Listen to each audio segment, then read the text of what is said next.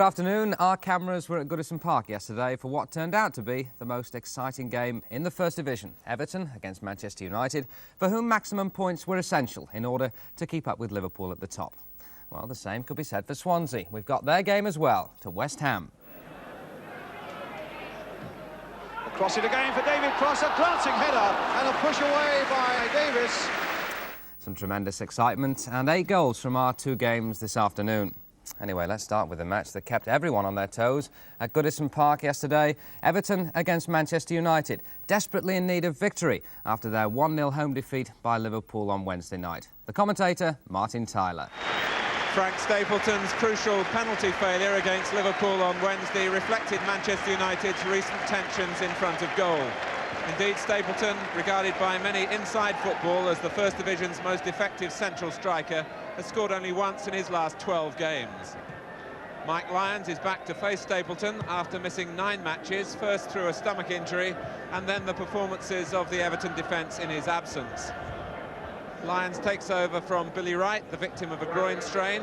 Alan Ainscough partners Graham Sharp up front after a goal-scoring return to the side at Birmingham on Tuesday. And Trevor Ross takes his place in midfield and Paul Lodge is the substitute, even though Howard Kendall named both among 10 players who were put on the transfer list by the Everton manager on Good Friday. John Gidman returns to the United defence, though he's still feeling a back problem. Gidman, who moved to Old Trafford from Everton last summer. Mike Duxbury switches to deputise for Martin Buchan, but Remy Moses passed the fitness test this morning on a damaged Achilles tendon. Manchester United to kick off then, 4 minutes short of 5 hours of First Division football since their last goal. But Stapleton trying an early shot and Lyons conceding an early corner. And a positive start from Manchester United against an Everton side who have had 2 good away wins in the past 8 days. Burrows clears the corner, which was played in low by Wilkins.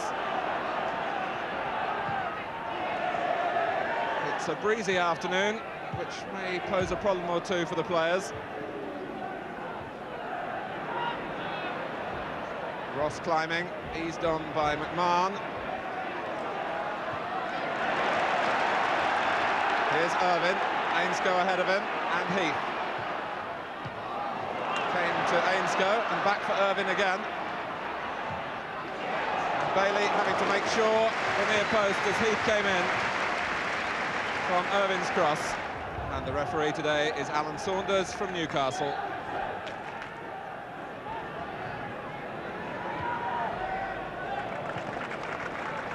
Arthur Albiston.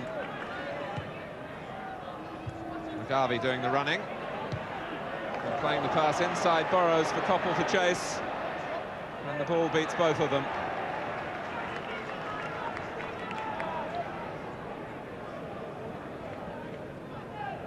Scott McGarvey continuing in the Manchester United side in the absence of Gary Birtles.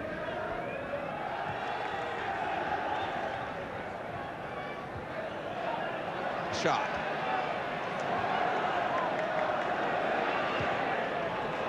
This is Ross. It's blocked by Gidman. Ainscough chases and retrieves. And Ross looks up and sees Sharp in the middle, and Irvine too, who got in front of Steve Coppell, between Coppell and Albiston in fact.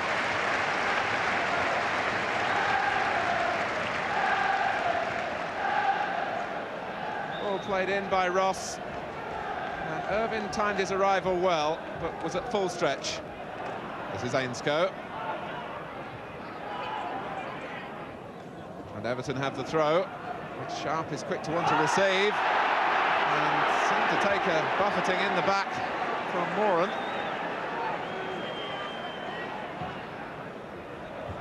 McMahon reading the pass. Sharp is onside. It was Duxbury who gave it away. And here's McMahon. It's a corner. United in trouble of their own making, really, as the ball was given away by Duxbury initially. McMahon took it up and kept running, and Bailey just blocked it behind. Higgins joining Sharp on the near post, but the ball doesn't reach them. That reaches Burrows. And now Irvine.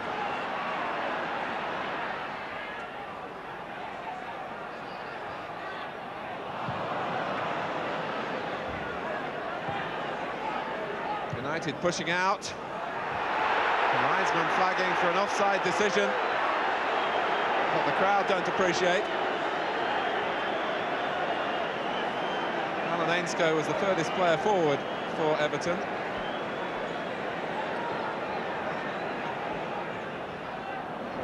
Here's Higgins.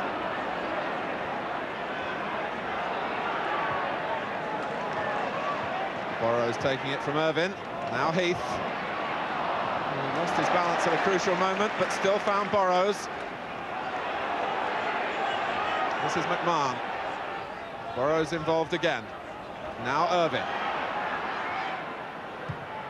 Finally comes in from Lyons, and Sharp will jump here. And it drops for McMahon, who was looking for just that type of opening on the edge of the area. It was a hopeful up and under initially from Mike Lyons that Sharp competed for strongly. And then McMahon had a difficult volley and couldn't hit the target. Koppel switching wings for the first time. But it was Ainscough back defending. And it's Sharp against Moran. And Sharp goes on. Now, the linesman flags. The referee has given a free kick on the edge of the area. As Sharp got away from Moran. Everton feel they should have had a penalty. Sharp threw himself well inside the area.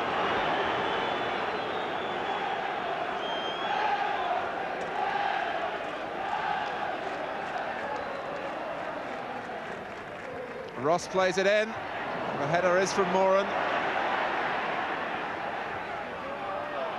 And Bailey can come.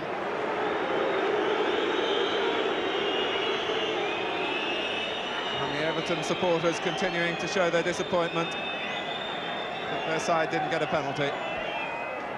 Not a great deal of movement ahead of Wilkins, but he picks out Stapleton. Nicely down for McGarvey, and that shot was on target. Moses was impeded. And a free kick to Manchester United in a central position, right on the edge of the Everton area.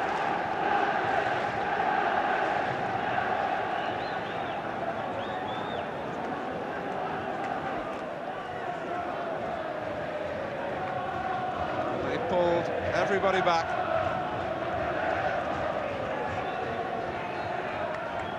And United set a wall of their own, with McGarvey and Moses to try and help in the unsighting of Southall.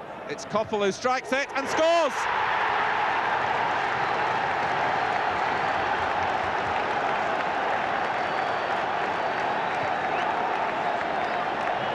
An important goal for Manchester United. The free kick taking a deflection of Trevor Ross.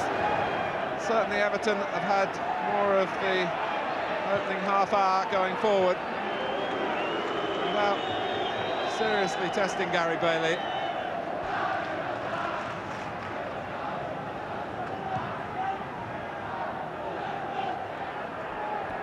The header from Higgins.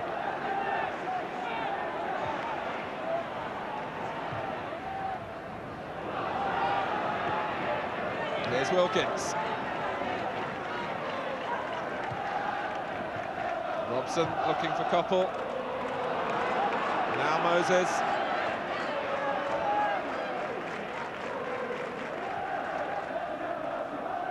Stapleton. The ball ran kindly for him then.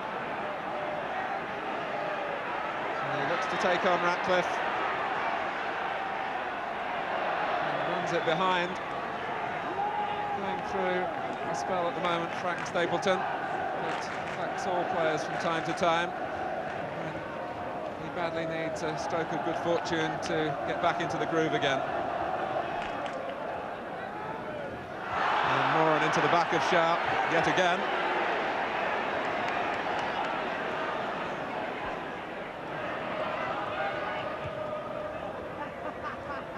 Higgins flicks it on. Lyons was in there. It'll reach Heath. And then Lyons. And Sharp. It's in.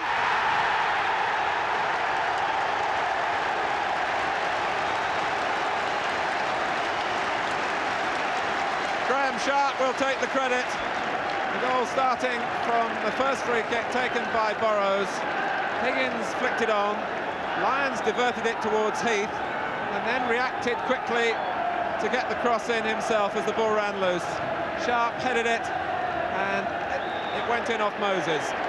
Certainly a testing finish to this first half for Manchester United. But Everton wasting the chance to keep the pressure on when Ainscough put the cross behind.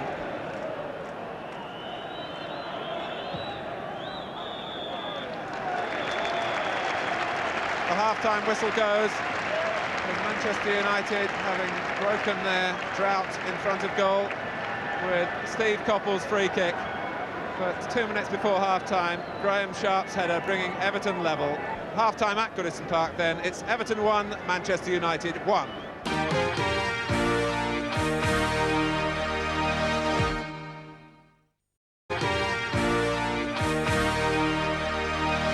Manchester United start the second half with a substitute on, Ashley Grimes, who's come on for Remy Moses, who was only pass fit on the morning of the match.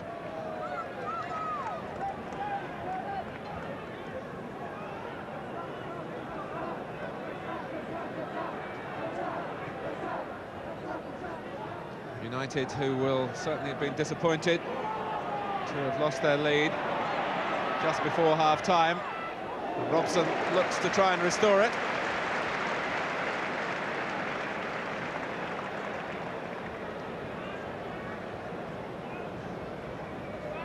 Collecting well on his stronger left foot, Brian Robson, but Southall got a clear view of it.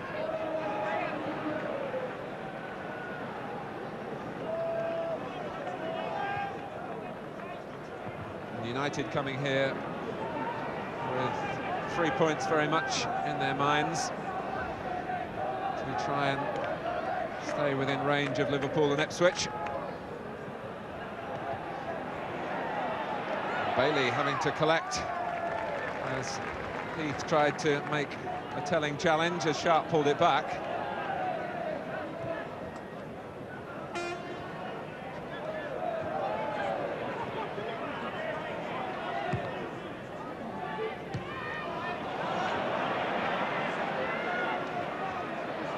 Coppell now on the right, taking on Ratcliffe, still Coppell, beautifully done, brilliant goal.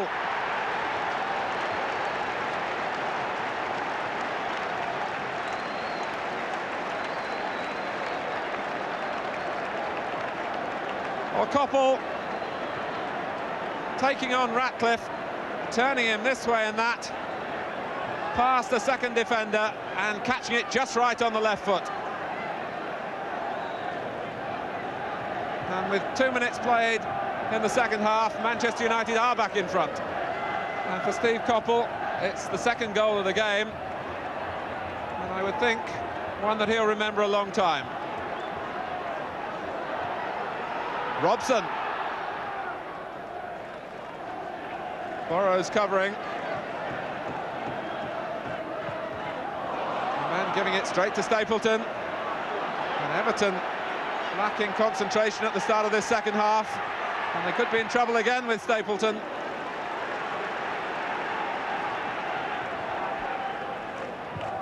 And certainly it's good news for England, the form of Steve Coppell, as the World Cup approaches. But here's Heath for Everton, and that was deflected.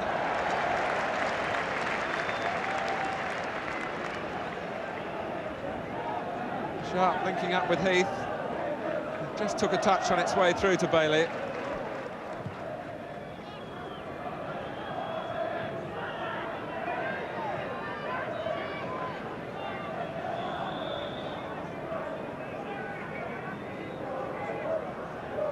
Mr. Saunders getting a word with the linesman. Now, it looks as though the linesman is going off.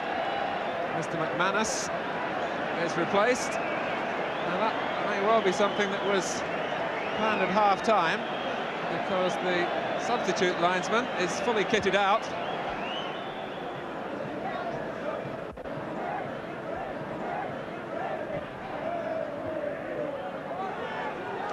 Coppell's header. And Irvine is onside. And Everton massing in numbers in the middle. And Duxbury stepped in a timely manner for Manchester United.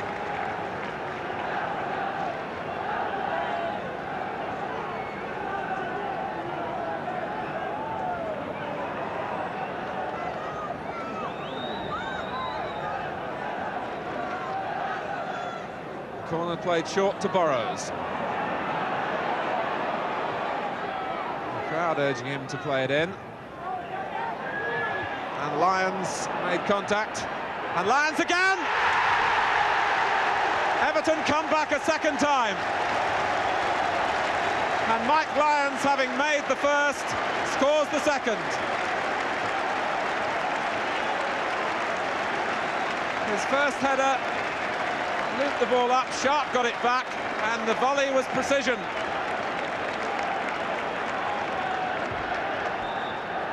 And Manchester United lose a lead for the second time. With 10 minutes of the second half played. A foul against Wilkins, who protests that his shirt was being pulled.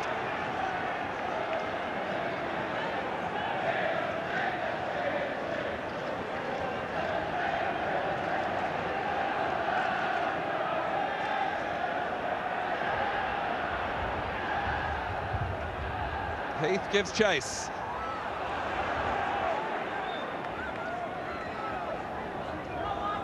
And Manchester United again punished for some uncertainty in the air in their back four in front of Gary Bailey.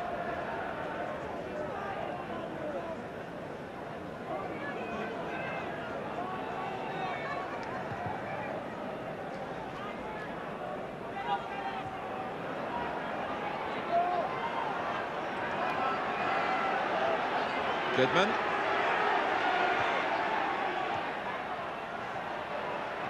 Here's Coppell. Or can he do a trick a third time for Manchester United? The chance comes for Grimes. And it's in. Ashley Grimes. And look at the way they run to congratulate him. A player who's had such a terrible time, first with injury and then with illness. Robson found him in acres of space. It was a bit of a slice from Grimes, but it defeated Southall. Incredibly, it's 3-2.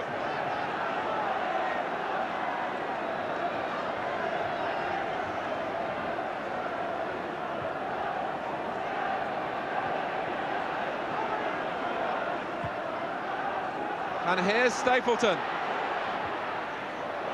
who struck it first time and tried to dip it over Southall. Meanwhile, Ron Atkinson has come down from his seat in the stand.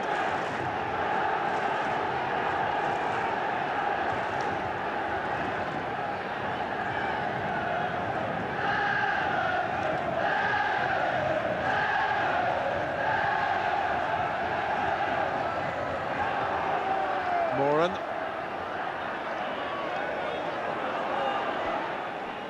The substitute linesman is Harry Sheriff, a retired referee who looks after the match officials here at Goodison Park.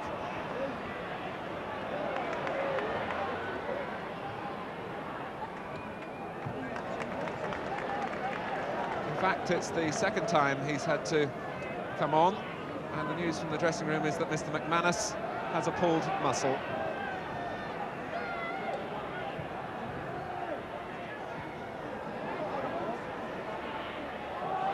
Now Coppell, understandably shooting on sight with the reward that he's had in this game. But this time unable quite to get the power to trouble Southall.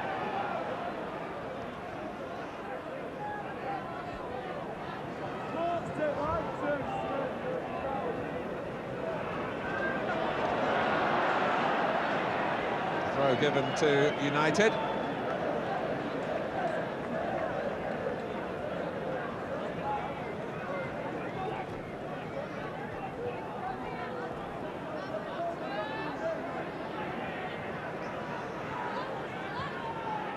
McGarvey offside again.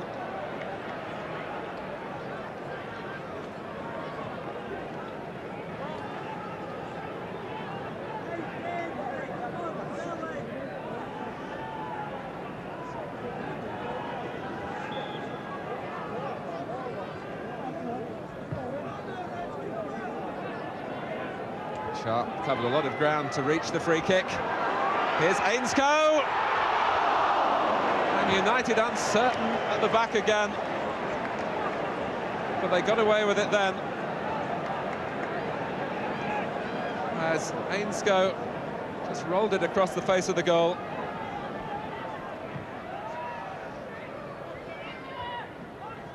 In fact, yeah, United have been much more effective when they've gone forward in numbers. Will be better advised trying to add to their lead rather than sit on it. Koppel. And McGarvey frustrated.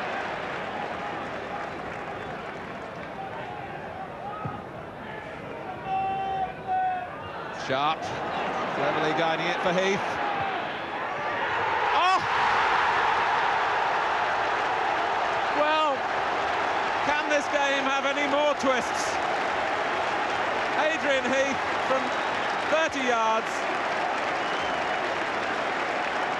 Sharp knocked it down for him, and Bailey was beaten really by the bounce of it.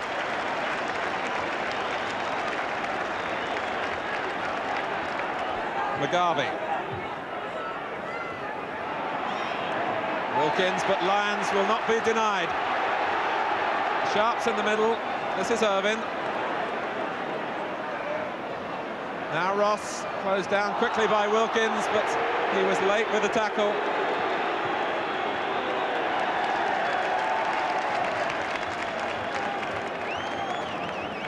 And the notebook is out. And the name of Ray Wilkins is recorded. As a precaution, one would think, Paul Lodge warms up for Everton.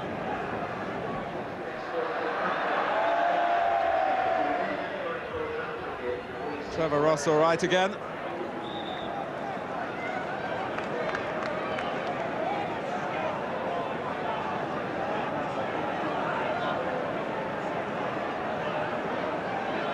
So here's McMahon.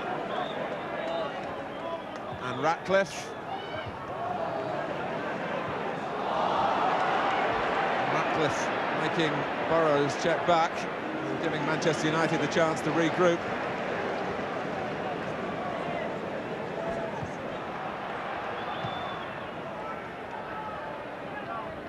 Again, Sharp doing well in the air.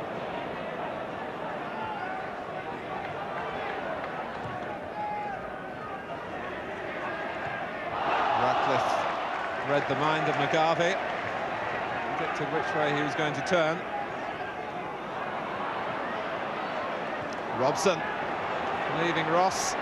Stapleton in the middle, but it doesn't reach him. Robson has a second chance to play it in. Finally comes in from Koppel, and that was Orbiston, and then Wilkins, and Southall grateful as the ball spun up dangerously off a defender from Wilkins' shot. But the action switches to the other end with Sharp, and Bailey has to be quick off his line. And now Orbiston, past McMahon. Here's Grimes again. And the cross from McGarvey, and good defending by Kevin Ratcliffe. Arguably the most flowing move of the match.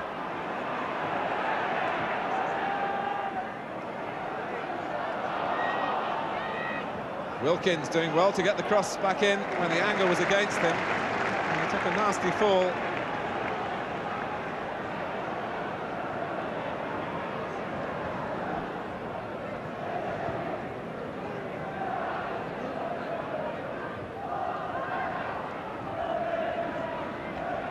McGarvey was looking in the direction of Grimes.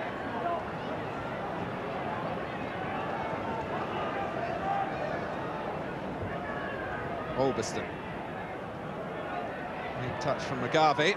Orbiston's cross, and this is Stapleton and Robson. Well, Southall dropped so quickly to his right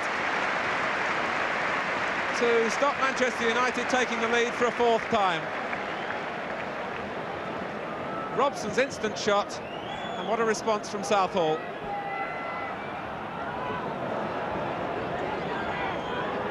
And that might have been Manchester United's last chance of turning 1 point into 3.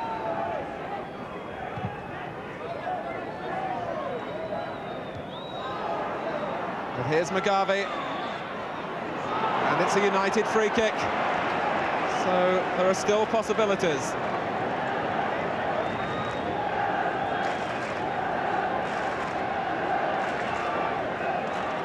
And the scoring, of course, started when Steve Coppell struck from a position not too dissimilar in the first half. Everton have set their wall, and in front of them, Manchester United have done the same. And Coppell tries, but they're not falling for the same trick twice. Mark Higgins flung himself into the way. This is Gidman. The linesman's flagging. Moran had his eye on the ball, so too did Southall. And it was a fearsome collision. And as it turned out, an irrelevant one, because an offside decision had already been given. And as one would expect, it was a wholehearted challenge from Kevin Moran, and Southall took the brunt of it.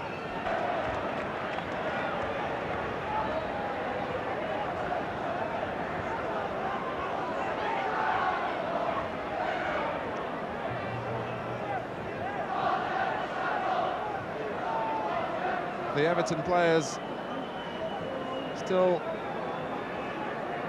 looking to see who's going to take the jersey. Mike Lyons has responsibilities in these situations and will go in goal.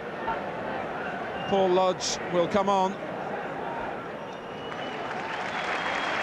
Howard Kendall gives the instructions about reorganising in front of Lyons.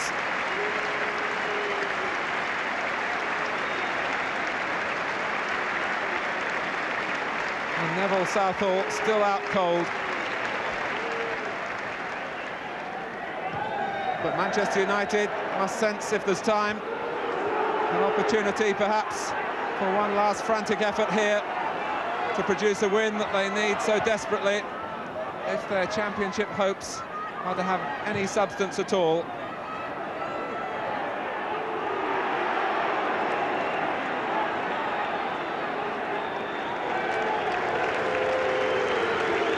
The final whistle goes, ironically, on a day when Manchester United rediscovered their scoring touch. 2 of their 3 goals for Steve Coppell. They found a vulnerability at the back. Mike Lyons, who finishes the game as an emergency goalkeeper, scoring himself and laying on another in a very persistent Everton performance. The boos really are unfounded. The game, one of high entertainment. And it finishes Everton 3, Manchester United 3.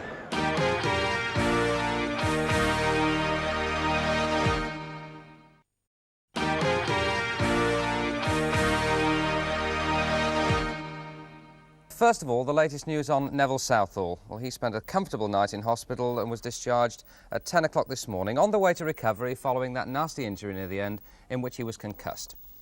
Well, now a reaction to the match from the 2 managers. First, United's Ron Atkinson. Half-time we sit down and have a little chat about things, and we made up our mind to give it a right thrash second half. We really did. We said we might as well now. It's neck or bust, isn't it?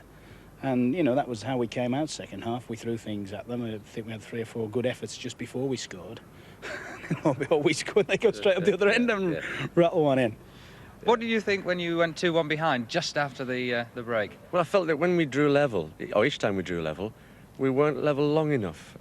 You know, United came back and snatched the lead again. If we were being allowed to settle and maybe took the lead ourselves, you know, I don't think we'd have lost it then. The thing that delighted me, to be perfectly honest, was when it got to 3-all, there would be, what, 20 minutes left?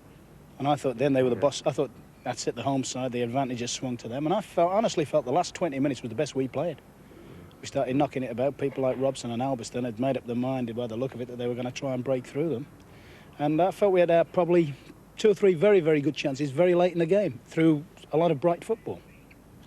Howard, Ron still thinks that he's in with a chance of the championship. How do you see the race now? I see it going over the park, actually, the championship. I think after the results today, I think they'll take some stopping. Watched them at United during the week, and they're a very difficult side to beat. They're a very good side, and I think the championship will end up at Anfield. They won 5-0 today. You had a hunch that City would actually beat them, didn't you? Truly, isn't it? Yeah. Somebody's just asked me, you know, they said, do you think you can still win the league? I said, I'm some tips that I fancy City for a result today. So I'm staying away from tipping things. We've got 9 games to play. Let's have a little go and see what happens. Well, I don't think many people would disagree with that. But there's one point from that game at Goodison Park which I'd like to clear up. Many Everton fans felt they should have had a penalty in the first half when Kevin Moran brought down Graham Sharp. And I must say, when I first saw it, I thought it was a penalty. But another look at the incident shows that as Moran makes contact there, it is very definitely just outside the area, and the referee was perfectly right just to give a free kick. In the event, that decision did not greatly influence the outcome of what was a very open, exciting game. But questions must be asked about the United defence, especially in the air. They began the game with the best defensive record in the First Division, but conceded 3 goals, and it could have been more. But spare a thought for Frank Stapleton. I know from my own experience, there's nothing worse than being a striker in a high-scoring game and not getting one yourself. Stapleton is going through a barren patch, and it shows. When I first saw him this season, he was sharp and decisive. Yesterday, he played without confidence and looked a completely different player. But if Stapleton needs any encouragement to keep plugging away, he only has to look at teammate Steve Coppell, who had a lean spell himself and has now rediscovered his scoring touch. Yes, it was enjoyable to see them both at the back of the net, but at the end of the day, a little bit disappointing only to come away with 1 point when we were in front 3 times. What do you remember of the first goal? Well, it's something we've been working on a few times in training. I think we've only used it in training, and today it just worked very nicely. Basically, we just try and obscure the goalkeeper's vision, and if you hit the ball well, then anything can happen. And United set a wall of their own with McGarvey and Moses to try and help in the unsighting of Southall. It's Coppell who strikes it and scores! But the second goal was a bit of an individual effort after some nice work again by Ray Wilkins. Yeah, Ray did fabulous to hold off Heath, and then he just slipped the ball inside Ross, and it was just in my path.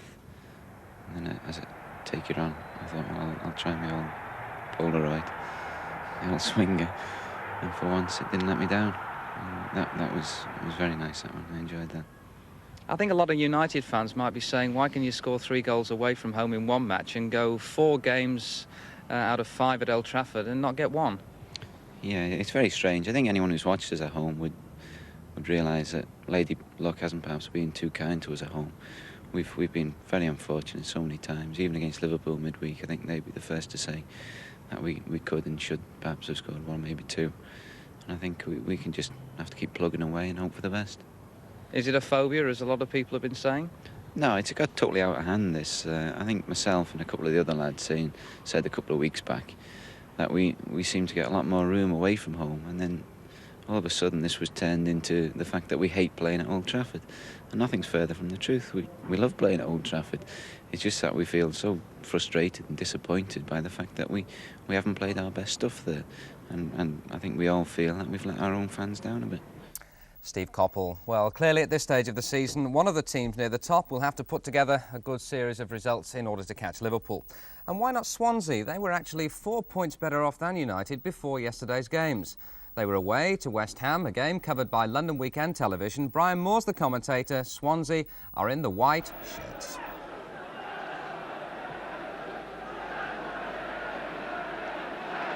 Well, Van der Elst doing a good bit of tackling back there. And the pass for Brooking is perfect. And so is that one for Devonshire. Marustic back for Swansea. But Devonshire still planting a good firm pass in there for Allen. In turn trying to get Stewart away inside the fullback on the other side. Here's Cross. And now Paul Allen again for West Ham. Played for Goddard, and crossed by Stewart, driven in there, and almost driven in to the goal as well. It needed a quick readjustment there by Di Davis. Finds Brooking. Van der Elst has gone screaming through the middle, and that's into the path of Van der Elst, and it's just over the top. What a break, though, and if anything, I think the Belgian international was beaten in the end by an awkwardly bouncing ball, but again, what a ball from Brooking. Hit to perfection, absolutely straight into the path of Van der Elst, caught it a little bit on the up, and over the top it went. Well, the cigar-smoking Belgian manager Guy Thys would have been impressed, I'm sure, by Van der Elst's ability to dart in on that pass.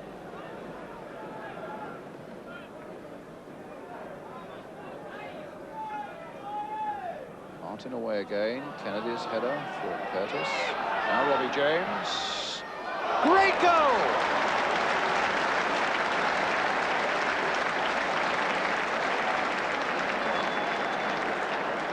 So Robbie James gives Swansea a 33rd minute lead from a shot that is way outside the penalty area. Bang! Parks is flying after it, but there's the ball into the back of the net.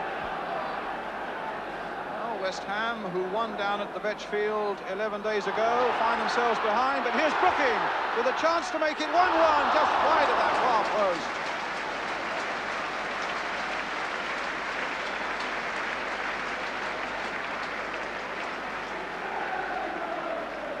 Good run by Brooking, difficult angle, and about a yard wide.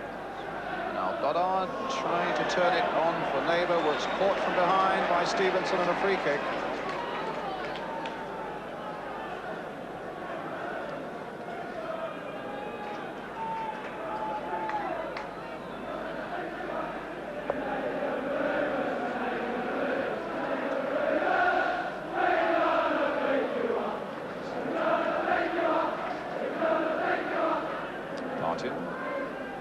Cross in for Brooking. Is this the equaliser? It's not.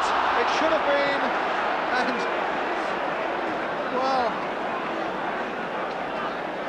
when you see Brooking in that sort of position, I would say 9 times out of 10, it's got to finish up in the back of the net. And what to be thankful for in this first half, John Toshak on the left, the Swansea manager. They've taken a fair bit of the whip from West Ham coming forward with some nice passing movements. But it's they who look as though they're going in at half-time leading by a 1-0, unless West Ham can do something here. And Van der Elst got on the end of Goddard's good pass through, but the keeper came out and Van der Elst couldn't quite find the finishing touch. Or Van der Elst.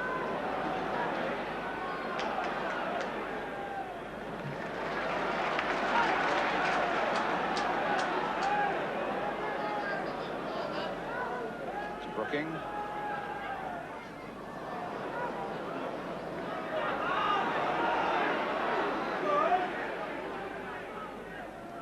And Brooking again. Stewart lifting a high one towards David Cross, and Di Davis feeling that with Cross breathing hard down his neck, the safest thing might be just to turn it away rather than to try and catch it. So it's West Ham's corner right on half-time now. Alan Devonshire with it. A deep one. The keeper again coming for it and had it knocked out of his hands, and it was kicked off the line by Habsi Abdic.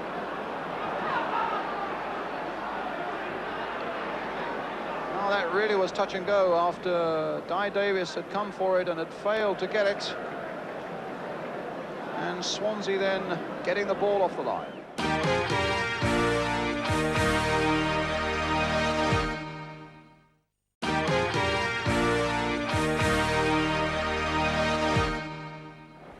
Cross. Paul Allen. It's a West Ham throw.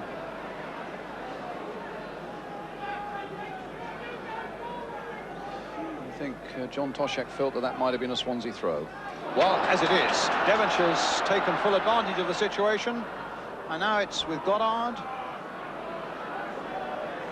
Played for Stewart, who's known to volley one or two in, but hits that one straight at goalkeeper Guy Davies. But West Ham are getting through and getting in their shots, and Swansea are holding to 1-0 with a long while still to go.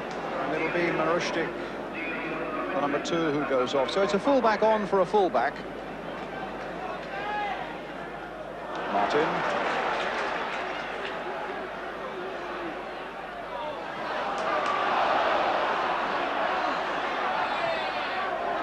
Well, a foul given against Owen for the foul on Martin. A free kick to West Ham.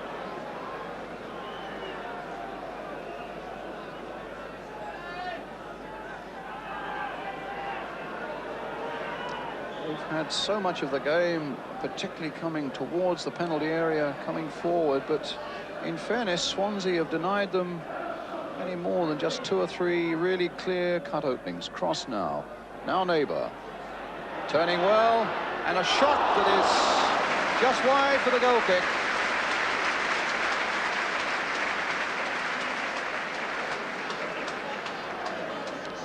Neighbour doing well against Hadziabdic. Just got his shot in before the fullback could get in there, but it was wide. Swansea, in fact, have won their last 3 away games at Arsenal and at Coventry and at Wolverhampton. So if they get up and around that championship area, which they've been, where they've been all season, it's as much on their away form as it has been on that passionate home ground of theirs down at the Veg. And here they look as though they would well add another away win to that list. Neighbour crossed in towards David Cross, just over the top. Coming finally off a Swansea defender for a West Ham corner. And the crowd are getting behind the West Ham side to make one last big effort as Devonshire takes that corner. And it comes to Goddard, and it's a goal! 1-1. Well, the man who's in tremendous form, John Toshak, was holding his head in his hands, and Goddard scores his 6th goal in 6 games. Davis came and couldn't deliver. Goddard was able to chest it down and half-volley it into the back of the net. 1-1. Oh, we could have an explosive finish yet. And Swansea get a corner.